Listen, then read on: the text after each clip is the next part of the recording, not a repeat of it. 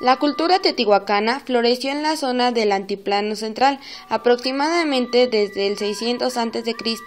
hasta el 830 después de Cristo, año en el que fue destruida por un gran incidente.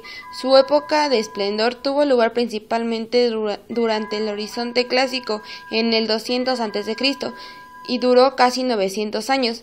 Fue la metrópoli más importante de Mesoamérica. Teotihuacán en náhuatl significa lugar donde los hombres se convierten en dioses.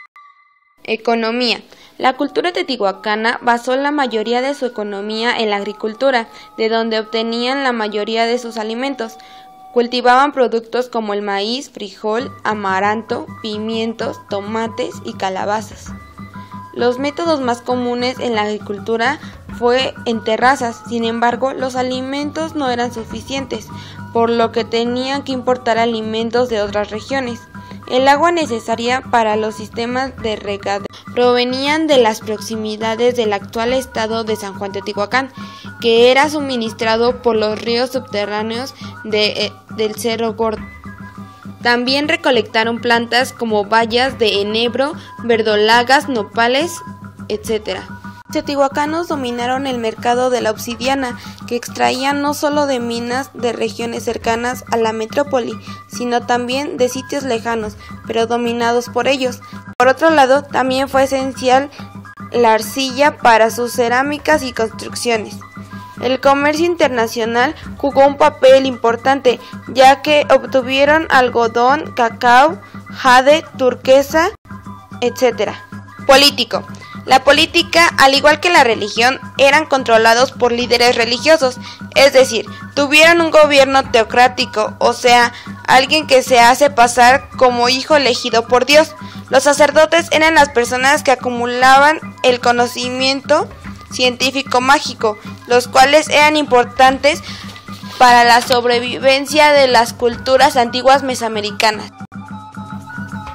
Los sacerdotes, junto a la clase guerrera, mantenían el control de la población, puesto que en ese tiempo eran 2.000 habitantes. Social. La sociedad teotihuacana estuvo organizada jerárquicamente, como los demás pueblos mesoamericanos. Primero se encontraba la nobleza y sacerdotes, son quienes controlaban Teotihuacán. Los sacerdotes hacían una parte administrativa y religiosa. Posteriormente, los comerciantes, campesinos y artesanos. Los sacerdotes lograron influenciar a los demás pueblos.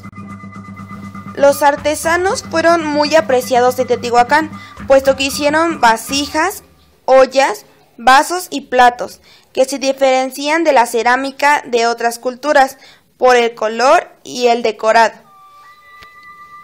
En los alrededores de la ciudad, en conjuntos habitacionales ocupados por varias familias, vivían alfareros, lapideros, comerciantes, pintores, escultores, trabajadores de la concha y del hueso, etc. Tlaloc, de la lluvia. Xochiquetzal, dios de la vegetación. Quetzalcóatl, de la civilización. Huehuetlactl, dios del fuego.